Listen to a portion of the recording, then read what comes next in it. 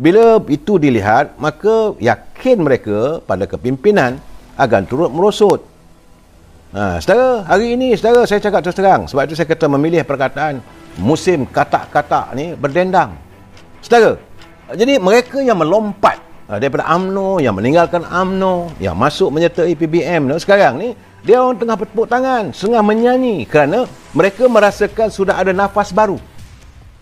Sudah ada new breath. Nafas baru, andainya UMNO mengadakan pemilihan partinya. Kerana jika adanya perubahan di tingkat 38, maka mungkin dasar kita untuk tidak bekerjasama dengan PBM ini akan dikaji semula. Jika ini berlaku, apakah UMNO akan menyantuni parti PBM? Jika kita menyantuni semula parti-parti PBM, mereka yang melompat ini merasakan mereka mendapat balik tempat untuk bertanding dalam pilihan raya akan datang. Apakah usul yang dibawa daripada 145 bahagian, usul yang dibawa dalam Perhimpunan Agung UMNO tahun lalu dapat terlaksana? Sedangkan kita telah membuat keputusan.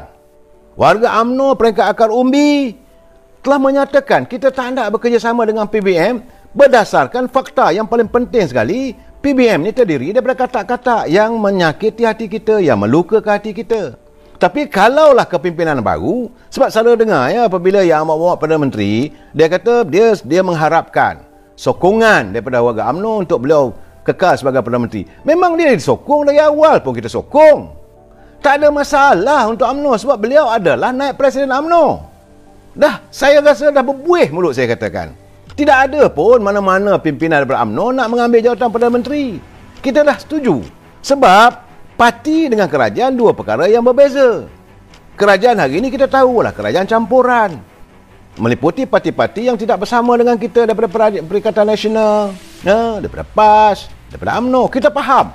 Amat memahami keadaan begitu. Jadi sepatutnya yang bawa Perdana Menteri tak perlulah meminta lagi.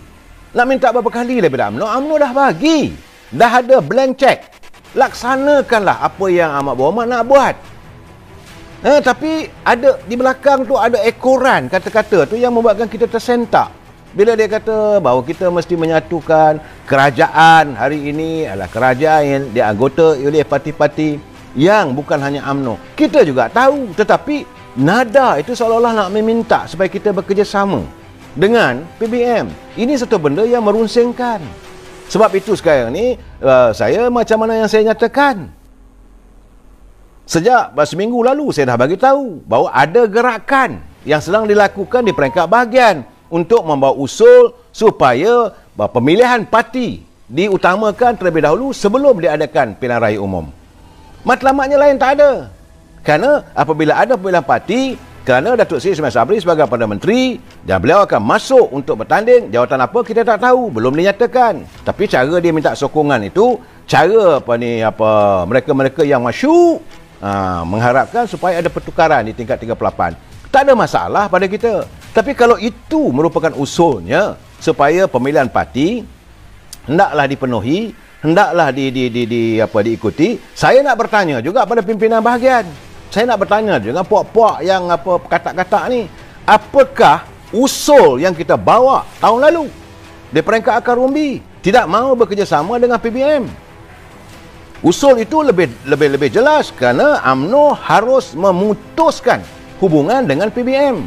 UMNO tidak akan bekerjasama dengan PBM dalam pilihan raya. Jadi kalau pimpinan itu sekarang ni mewar-warkan mesti ada pemilihan parti, you nak kita hormat keputusannya itu. Sebab kita tahulah sekarang sedang bergerak. Hari ini saudara Datuk Jalaluddin, Timbalan Menteri Wilayah Persekutuan, di bahagian dia kata mesti utamakan parti, tidak akan berlaku perpecahan. Alright, kita terima. Tapi bagaimana dengan usul kita tahun lalu? Apakah nak dirombak usul itu? Bahawa usul kita tak mau bekerjasama dengan PBM. Kepedihan yang kita alami. Takkanlah ahli-ahli UMNO yang berada di Masjid Tanah masih lagi bersedia nak menerima mas MRT? Apakah ahli-ahli UMNO yang berada di Jeli boleh menerima Datuk Mustafa Mohamad yang melompat meninggalkan parti kita? Apakah warga UMNO di Tanah Merah bersedia menerima Ikmal? Itu yang berada di Tanah Merah. Apakah ahli UMNO di Bukit Gantang boleh menerima calon-calon yang melompat? Begitu juga di apa yang berlaku di apa Larut. Dan 16 orang saudara. Sebab itu saya katakan sekarang ni, ini musim katak-katak ni berdendang lah. Okey. Selesai masalah. Ada pemilihan dalam parti. Bercelarulah UMNO ni. Ini akan ada perbalahan. Sebab itu bila mereka katakan bahawa buatlah pemilihan parti dulu untuk menyelesai, mantapkan dengan pimpinan yang baru. Saya mengatakan ini mencari satu suasana yang nak merobohkan UMNO. Bila berlaku pertandingan, berlaku pemilihan, mesti, sudah pasti ada berlaku perpecahan. Dengan perpecahan ini, apakah kita mantap untuk berhadapan bila dipanggil pilihan raya umum? Ini persoalannya saudara. Sebab itu kita rasa yang terbaik bubarkan parlimen. Sebab itu semalam saya minta agar Yang Amat Berhormat Datuk Ismail Sabri prihatin tentang untung nasib parti UMNO.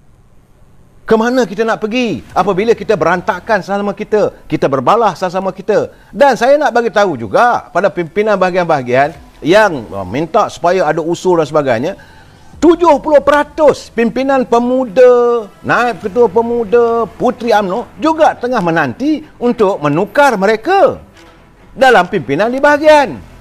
Takkanlah ketua pemuda dah habis ini duduk jadi kupang tembaga di bahagian. Takkan sebagai ketua pemuda yang begitu berjasa pada bahagiannya, yang mempunyai ramai pengikutnya di kalangan anak muda, sekarang dah habis usia. Okeylah, duduk jawatankuasa tambahan lah. Boleh begitu? Tak maunya. Sebab mereka telah pun menjalani proses untuk diangkat sebagai pemimpin masa depan. Dan kita pun minta, saya tiap malam minta Datuk Seri Presiden agar memastikan dalam pilihan raya akan datang kita kemukakan pemimpin yang baru. Matlamatnya adalah untuk UMNO ini diremajakan. Dalam proses ini, apakah Datuk Jalaluddin bersedia kalau ketua pemuda dia bertanding jawatan ketua bahagian di Jelebu?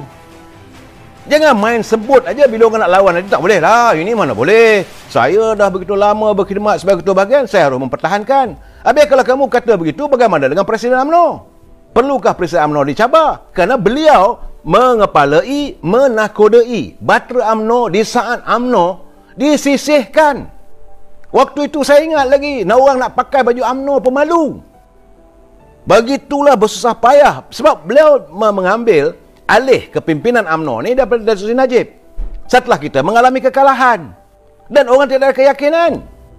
Tak ada keyakinan bahawa UMNO boleh bangkit. Tetapi dengan bersusah payah, beliau memikirkan pelbagai cara dengan dia punya strategi. Akhirnya, terbukti selepas kita kalah melalui beberapa pilihan raya kecil, kita menang. Bila tengok keadaan begitu, mula nak tengok balik. Mulalah ada keyakinan balik. Dan waktu itu, maka Presiden mesti disingkirkan. Adakah itu budaya UMNO? Adakah itu budaya bangsa kita? Orang yang berjasa hanya kerana bila dia menghadapi tuduhan di mahkamah yang belum sakti lagi dibuktikan. Masih lagi belum tahu prima facie-nya 24 bulan nanti. Apakah dengan menyingkirkan Datuk Seri Zahid Hamidi ini boleh selamat UMNO? Juga ini persoalannya. Jadi bagaimana dengan Tok Mat Hassan? Beliau juga takkanlah beliau sebagai timbalan presiden nak tengok orang lain pula jadi presiden melompat atas dia. Jadi kita ni UMNO ni dari dulu lagi dia ada hierarki dia. Presiden selalunya timbalan presiden akan naik. Takkanlah tiba-tiba naik presiden nak naik ke atas. Apa rasa naik presiden yang ada di atas tu? Kalau yang di bawah ni ketua pemuda juga akan bertanding naik presiden. Saya cakap terus terang. Apakah Datuk Seri Mahathir Khalid senang kalau tiba-tiba Datuk Ashraf Wajidi menawarkan diri bertanding jawatan naib presiden? Apakah beliau senang kalau Datuk Jazlan daripada Kelantan yang ternyata wira UMNO di Kelantan yang akan menawarkan diri bertanding naib presiden? Boleh kita menolak jasa yang dilakukan oleh Datuk Samsul Nasarah yang sekarang ni Ketua Penerangan Barisan Nasional. Beliau sanggup meletak jawatan untuk menarik sokongan pada kerajaan Perikatan Nasional lalu. Apakah ahli-ahli UMNO tak gerti nak balas jasa? Apakah perlu beliau disingkirkan setelah UMNO dilihat sudah kukuh? Bagaimana dengan Datuk Bermokhtar? Beliau mewakili UMNO Sabah. Takkan kita nak singkirkan? Boleh ke Datuk Mahathir Khalid terima keadaan begitu?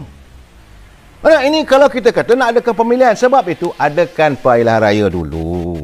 Dah selesai dia pilihan raya, kita dah tengok muka-muka baru, yang mana yang sesuai. InsyaAllah kalau kita berpadu, kita hadir dalam pilihan raya umum, maka dengan sendirinya orang ada keyakinan. Kalau kita bercempera begini, yang bertepuk tangan, saya cakap terus terang, Big Brother Pak Syekh Datuk Seri Anwar Ibrahim mesti dia seronok tengok UMNO bercempera. Sebab akan ada mereka yang kalah, yang tersingkir sebagainya. Senang Ramit. Ini keadaan secara perlu dipikirkan.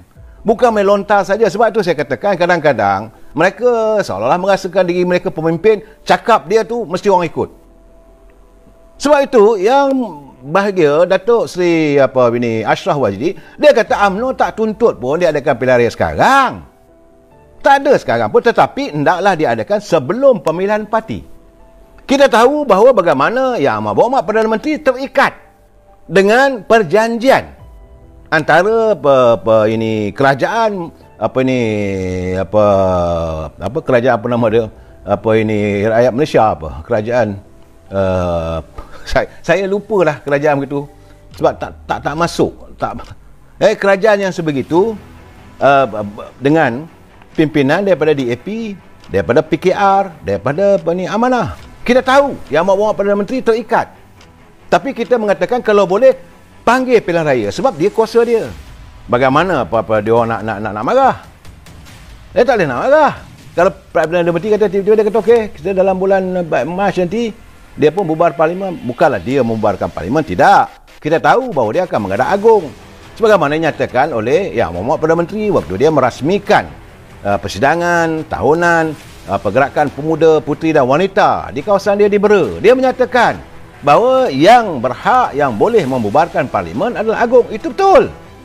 Cuma dia boleh menasihati kerana kedudukannya sebagai Perdana Menteri. Dia nasihat agung sampai masanya kita buat pilihan raya lah. Kadang-kadang sekarang ni dah berkemelut lah kita sekarang ni. So eloklah adakan pilihan raya. Saya yakin Duli Amalya Tuan Agong pun akan bersetuju.